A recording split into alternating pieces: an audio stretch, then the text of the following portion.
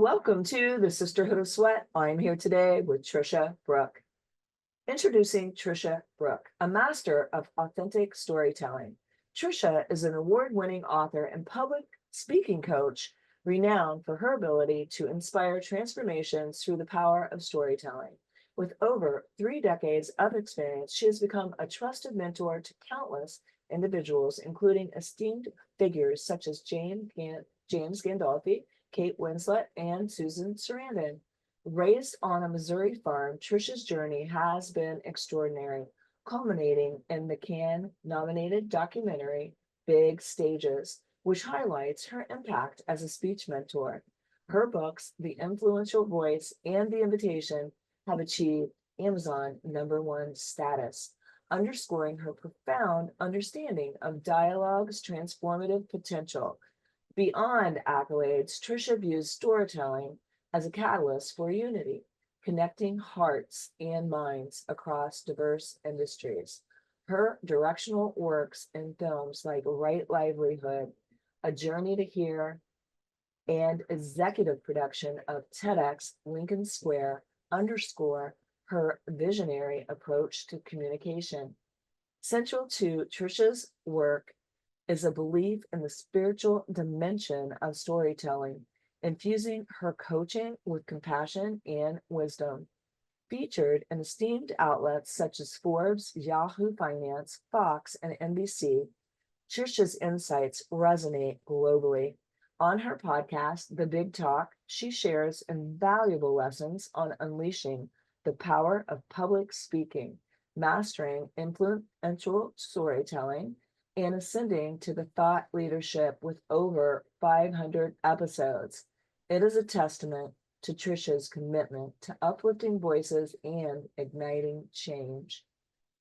Today, we talked about how to spot our story, how to make the main point,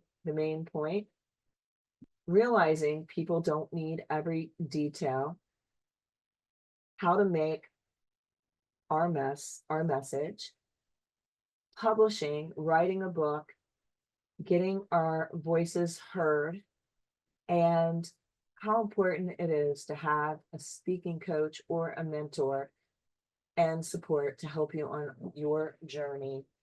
And also we talked about Tricia's experience recently on The View. I hope you guys really enjoy this. This is an amazing show with Tricia, really diving into all the aspects of speaking on stage, and using your voice to get your message out there to thousands and thousands. Without further ado, we're going to dive into this episode with Tricia Brouk. I'm super excited to welcome my friend and mentor, Tricia Brouk, to the Sisterhood of Sweat. I'm so excited to be here with you, Linda. Thank you so much for having me. I really have got to say that this has been a long journey with you, starting out just deciding to sponsor a TEDx talk as part of my business to get the message out to empower women and just to build the Sisterhood of Sweat community.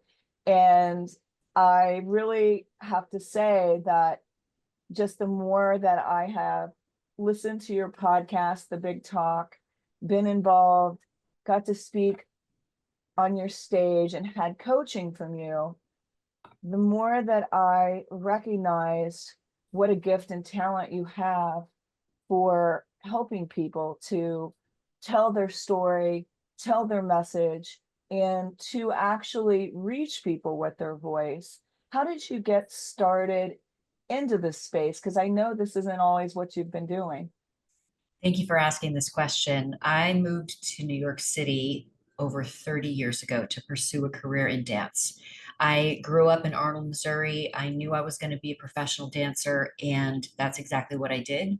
I was determined, I had discipline, I had grit, I had a vision of what was going to happen in my life, and that's exactly what happened. And I toured all around the world with dance companies. I toured in Paris, Vienna, Palermo, Lisbon, of course, I danced at Lincoln Center in the Brooklyn Academy of Music here in New York, and had my career in dance, had my experience on thousands of stages, and then organically transitioned into choreography, then directing, then producing, then writing, and had been working in showbiz, working on film, television, and theater as a director, choreographer. And a friend of mine asked me to direct her TED Talk. And I said, sure, it'll be just like a one woman show. And that's exactly how I approached it. We did choreography and blocking. I did script analysis. I directed her like an actor. And that was it. And she planted the seed. And this is my friend Petra Kolber, who is an amazing thought leader and author. And I thought, what do you mean I should do this? And she said, there are speakers out there who would really benefit from your direction and your coaching. And I thought, well, that's really interesting. And I sat back and I reflected and I thought, what I loved about working with Petra was that I got to have a front row seat, if you will, to thought leadership. And at the time, she was speaking about the perfection detox, and all women can connect to what that means. Uh, we all want to be perfect. Perfectionism is something that you need to detox from, right? So I thought, well, if that was how it went with Petra and how inspired it was to support someone who shares their message in service, that was the difference, in service of the world and others. Maybe I could get on board with supporting thought leaders and helping them master and get really, really good at sharing their message in service of others through my methodology of a director. And all of a sudden, because I started saying yes to this, I had all these speakers coming to me. And as a producer, what's the best thing, the best stage we can produce? TEDx for speakers. So I applied, I got my license, I became the producer of TEDx Lincoln Square, which is where you and I met. You sponsored my event. We gave you visibility. You were in the audience, not knowing that one day later you would be on that exact stage, Linda. And I started putting speakers on stages. And what I realized was, unlike dance, where I was limited to the number of people in the audience, the length of time I was on stage for impact, as a speaker mentor, the ripple effect of my legacy goes way beyond what I could ever imagine, because every single speaker I support, every person they speak to, every audience they speak to, every person that audience speaks to, every person that audience speaks to, it is on and on and on. And I realized I have an opportunity to use my gifts as a director, choreographer, and now speaking mentor to literally unify humanity through speech and create the most transformational and loving speaker platform in the world. And you have, it's so amazing just being a part of your coaching with everybody else was for the speaker salon was so amazing. Watching people come in feeling like they can't talk or give a talk, to nailing it on that stage, or to bringing their ideas home. And also just the process of them spilling it. You feel like you're spilling your guts out on stage every week, and you are standing up there being vulnerable. And isn't that what it takes to truly be a speaker, is to be vulnerable? If you can be vulnerable in service of an audience, then you have been able to merge that command. And what you're touching on, which I think is so important that I'll emphasize and reflect, Linda, is when you're on stage and rehearsing every week, that is when you get vulnerable and when you spill your guts using your language. However, in week 6, that's no longer happening, because you understand the power of having emotion without becoming emotional. And I definitely learned that. I was very emotional pretty much every week. But then when it came time to take the stage, I felt the emotions kind of start to overwhelm me. But I did what you taught me to do, which is just to take a breath, take a step back, feel the emotion without letting it overpower and take away from what I was trying to convey. And I think that that is such an important process, because sometimes you're talking about something that isn't a comedy. It's a very powerful talk. And if you get all emotional, you're going to lose your audience, or you're going to make them feel like they have to take care of you. And so I really learned a lot from just the 6 weeks of Speaker Salon, going every week, watching everyone else learn, watching you help us pull out the pieces. Let's talk about that for a minute. How can people spot their story and also pull out the pieces that are really relevant to the audience? Awesome. I'm going to touch on that in just a second, but I do want to touch on the fact that you're an athlete. Everyone who listens to this podcast knows that you're a high performance athlete, and that's how you live your life in the studio and outside of the studio. What I want everyone to know who's listening and watching is that the Speaker Salon happens in New York City. You had to take a flight every single week to come and be with us on Wednesday. And so if you are, those of you who are listening are most likely high performers and athletes, because that's why you listen to this show. It is equally as important to approach the art of speaking with the same mindset around being an athlete. And I'm a former dancer, so like you, I'm an athlete, and I understand what it takes to get on stage every week. So in addition to being able to share your story with emotion without becoming emotional, it also requires you to take this work seriously, which you did so beautifully, which is why you've elevated yourself as a thought leader and have mastered the skill of speaking. And so I highly encourage you to share all of your videos with your listeners and your audience as well after this podcast. Going back to how to spot your story. I think that the most important thing that a masterful speaker understands is that it's about the audience.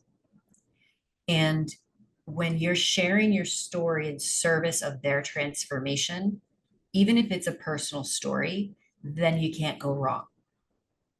If you're sharing your story in service of their transformation, you can't go wrong.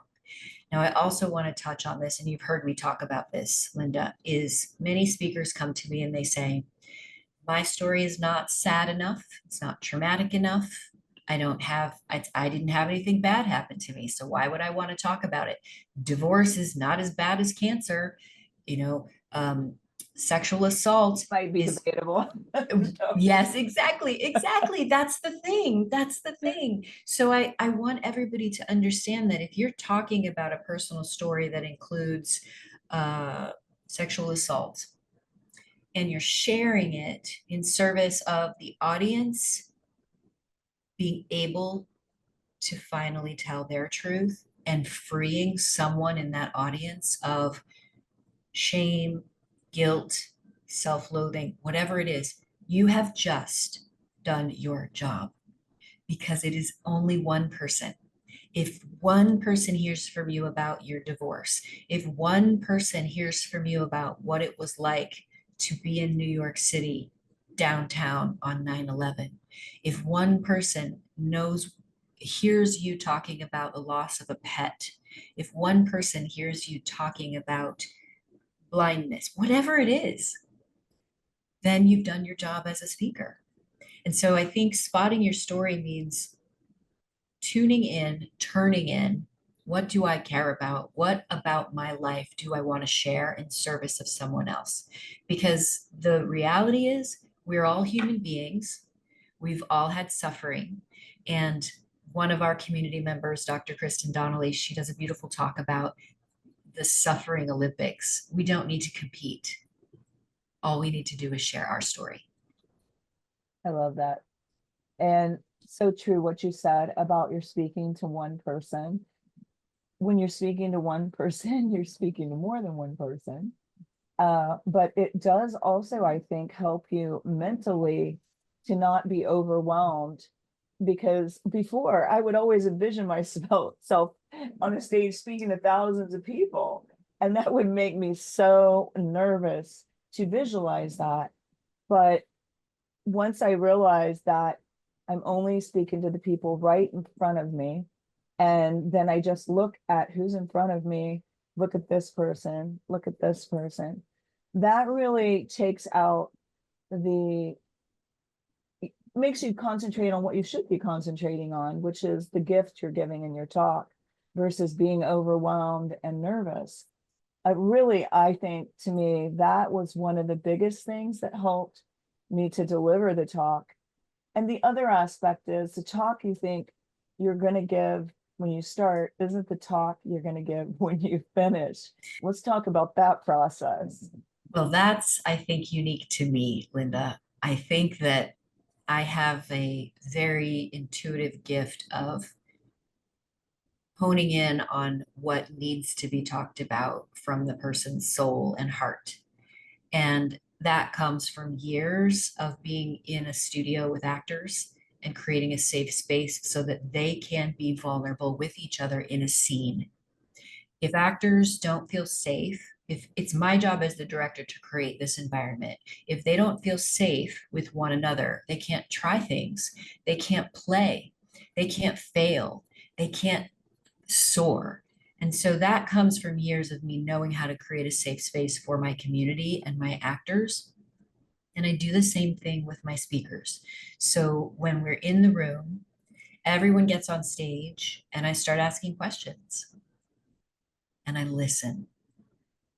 And in between me asking questions and me listening is where the gold happens and where the sharing happens and where the truth of what really needs to be talked about comes out. And it happens every single time, whether it's on stage at the Triad in New York City, whether it's in the Big Talk Academy, in our virtual Zoom meetings, whether it's my one-on-one clients, by allowing the space and being an active listener, that's when the truth happens. And it's so powerful. Oh my gosh, you're just taking me back to your master class when I decided that I was really going to go for it. So I decided I really am going to take the time for this class, turn it on, be present, ask a question. And so I got selected to ask a question, and I started talking, and I really had no idea what my talk was going to be about, but I just started telling you and talking, and you right then and there was the title of my talk when I went to the Triad Theater. So before I lifted one finger, it was just so spot on, because having that journey of feeling worthy before you lifted one weight or won one championship was so, all that title was all encompassing of my message. And so to me, that is such a gift to the audience, a gift to the people that were on the master class to just see that in real time. And for me, the whole thing was such a healing journey. And you don't realize when you're giving to others, you're also giving to yourself. That was, to me, just made a tremendous impact. And my mom passed. My mom has passed away since the talk. And it was so great to have that healing in real time, to be able to be with her at her bedside and to have the healing so that I felt ready for her when she went home. That is so beautiful. I'm so sorry for your loss. And I'm so grateful that you were able to be with her and be healed and to really share in that moment. That is so powerful, Linda. So powerful. And I think people just don't realize what they're capable of and what following the vision and the voice and the call in your heart can bring you to. And so I really am so behind what you do with the Big Talk Academy, with the speaker salon, with your master classes. and just the gift that really truly speaking is to everyone. What would you say for people out there that feel like they don't have they don't have a talk, or they don't know what to talk about? They feel like they're in a mess right now, and how could they possibly get up and tell others something on a stage? The first thing I would say is, because you have the the tiniest desire to share, to speak, if that is true for you, then it's meant for you. The how is not your business. The how is what I do. I can tell you the how. So if you have if there's a feeling in your heart that you want to speak, you don't know necessarily what about, but you just know you're meant to, then that's true. And the next thing to do is to embody bravery and courage. And that's what you have always modeled. That's something that you model for your community, Linda. That's something you model for your family. That's something you model for your platform.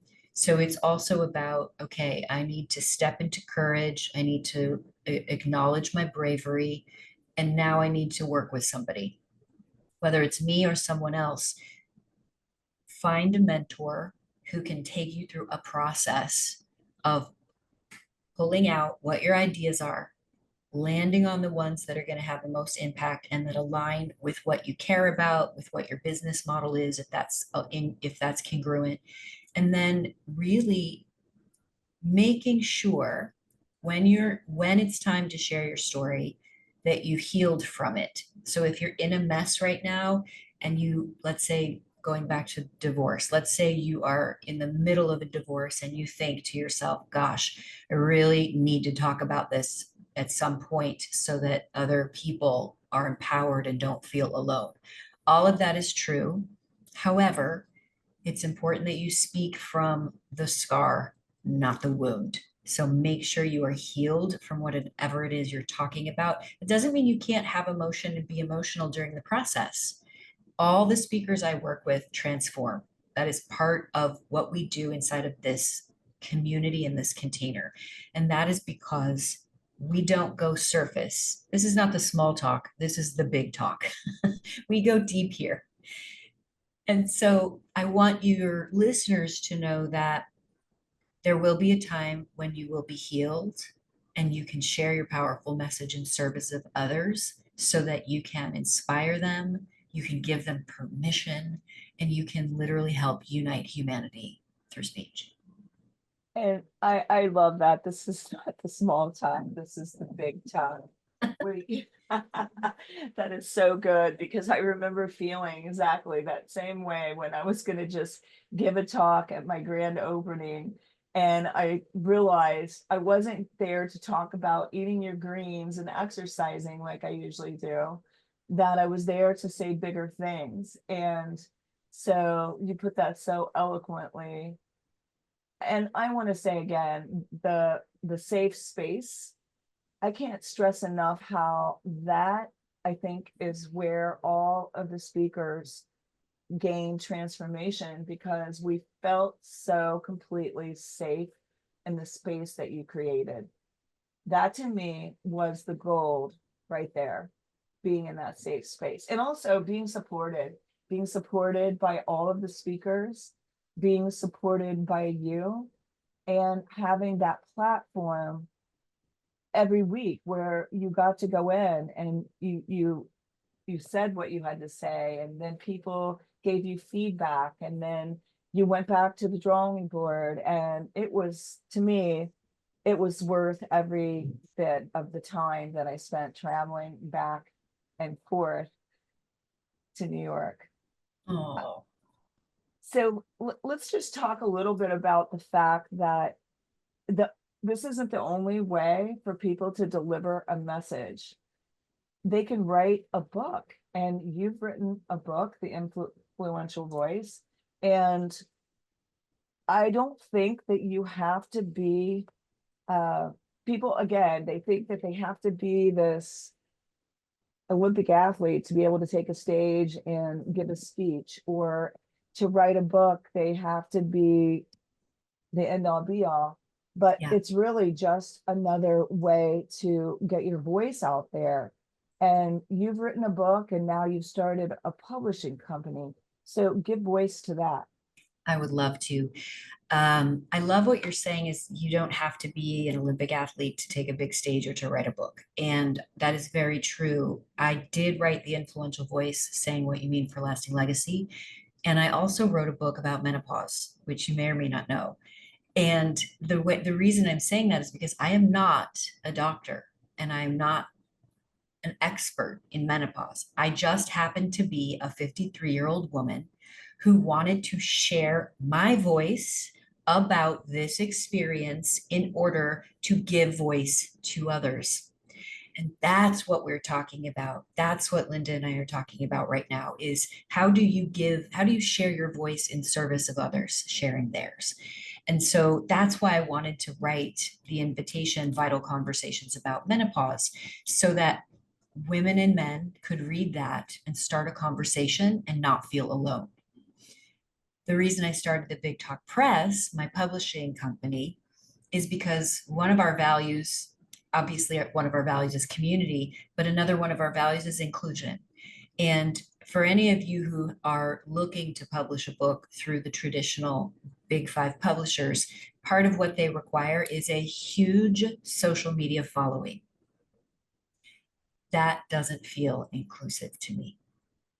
So I decided to create the Big Talk Press, a boutique publishing house founded by me, a woman, so that we could give voice to thought leaders through their books. And on the website it says your voice matters and so does your book. And that's really important to me is Okay. giving people voice in the medium of books. And we've got a really awesome author, Carol Enneking right now, who we're publishing The Rebalancing Act. And it's all about how women are taught to do everything. And guess what? Their health is suffering. Their relationships are suffering. All the things are suffering because they're taught I can bring home the bacon, fry it up in a pan, all the things. And she's really, really an amazing contribution to our speaker, to our publishing platform. And it's just also an extension of the speakers. I think that our speakers need a place to be able to publish their books. And I will also be publishing an anthology every year. The first one will be coming out in 2025. What I'm doing is I'm publishing 30 to 50 of my speakers' speeches so that they can become published authors. And I'll do an analysis prior to each one of their talks so that the reader can hear my analysis of their talk before they read it. And it's just a great extension. They've already written the talk. Why don't they become published authors? They don't even have to do anything except give me the talk and I'll publish the book. So I'm super excited about the anthology. It really all goes together. And I can remember when I was writing a blog and I would write a story and I would bring it all together. And it kind of just made me realize that's probably how you write a talk. But just realizing, oh, it's just kind of like me being on stage talking about what I just wrote. And vice versa, you being on stage and writing about your message. I love the message of the lady with the balancing act. I love that because I think that's so true. Women are exhausted from trying to be everything all Yeah. at once. And we could use a rest and a break in certain areas. So I think that that's such an awesome topic. And I bet you listeners, the audience, you have ideas that are just equally as great. You think them all the time. And this would just be getting it out there, speaking it out there, writing it out there. And you never know where all of this could lead. And recently, Tricia, you were on The View. Let's talk about that. Well, that's a funny I was at the View. But still, let's Yes. talk about the fact that opportunities come in disguise sometimes, and you never know where that could lead. So Well, I loved being at the View, and the reason why is because I volunteer for a no-kill shelter here in New York City called Bidawee, and I was essentially a kitten wrangler on the View. And so I got to hang out with Whoopi and hand her the baby kittens while they did a segment on Bidawee in service of adopting these sweet, sweet animals. So I think that I say this because I really try to show up as an influential voice, no matter where I am, no matter what stage I'm on, even if it's backstage. And being able to show up as an influential voice, oh my gosh, I'm getting emotional for these I love animals that. for these animals is part of my mission. And so being an influential voice for these animals as a volunteer and making sure that they felt safe and taken care of and held, along with my co-volunteers and Abby, who is our volunteer manager, in service of them being adopted, that is what it means to be an influential voice, whether you're on stage, backstage, at the kitchen table, at the boardroom, in front of a classroom, or in front of thousands at a convention center. We have a responsibility to be an influential voice and to create love in the world. And I must say that when I got your newsletter with the cat and the picture and you were on the View with your beaming smile, what I saw was what I saw backstage, on stage, at the speaker salon was your love. It speaks, it just shines through that you were there, loving, being there to help the animals. And when you were at the speaker salon, you were there helping us, loving us. And so that, I want to say, you're definitely reaching your goal. And I love how you tied all of that together so much. Thank you, Linda. My gosh. So at the View, um, what was your experience like and what were your takeaways? The experience was really profound, and the reason why is because at the time we're recording this, it's August 8th, and I'm not sure when this will drop, but right now there's a lot going on politically in our country. And there's a lot of sides. What was so profound about being at the View with Bidawee and these animals, and there were 4 dogs and 2 kittens, and each animal had a handler, was that we were in the green room. And it's the same green room all the stars are in, but we were all in the green room. You know, there's a separate mirror and a bathroom and a place to steam your wardrobe, and they bring breakfast and there's couches. It's fancy, right? It's the View. So we're all in the green room. The dogs have already peed on the carpet several times. The knocked over water. It's a mess in there because there's animals. So in come all of the folks who work on the show, and they all had the same response: love, affection. There was zero difference. We were not on sides. Everyone was on the side of love. And that is what blew my mind. And I was sitting in the back observing all of this. I'm an observer. So I had the little kitten, little Taylor on my lap who was sleeping and feeling safe. And everybody was petting the dogs and petting the kitten and would come over and would caress Taylor. And I was just thinking, this is so beautiful. And many people forget. We can all be on the side of love. And that doesn't mean that we all have to vote the same, but we can all be on the side of love and respect and dignity. And that was my biggest takeaway. Oh my gosh. And that right there, I love so much because in the studio, I see with us all working out together, how it kind of puts us all in the environment. You know, I have Ukrainians, Russians, I have Muslims, Jewish, Christians, everybody is in here together and we all get along. And I remember I was having this thought, like, how do you lead? And I went to bed that night and I was dreaming, and the words came to me, lead with love. I even woke up and I had to write it down so that I wouldn't forget. But it's such a simple concept, yet I think we've forgotten this. But that to me is everything. It's what you do in the big talk, for sure. And it's what you did when you went to the view. And it's what we need in this world, Tricia Brouk.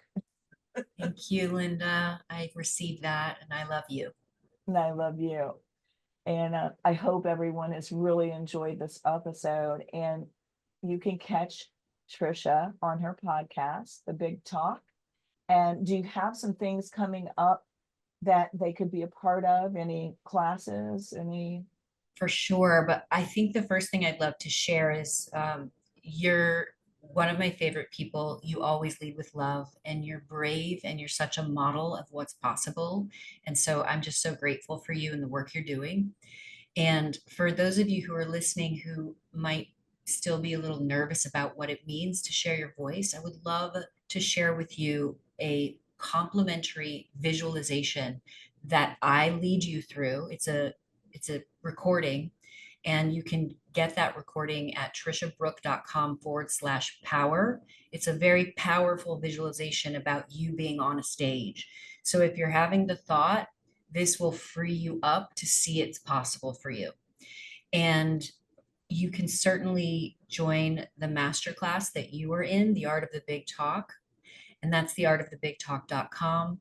And of course, if you go to my website, triciabrouk.com, you'll have access to all of the programs. You can join my newsletter, but definitely download the free visualization, triciabrouk.com/power.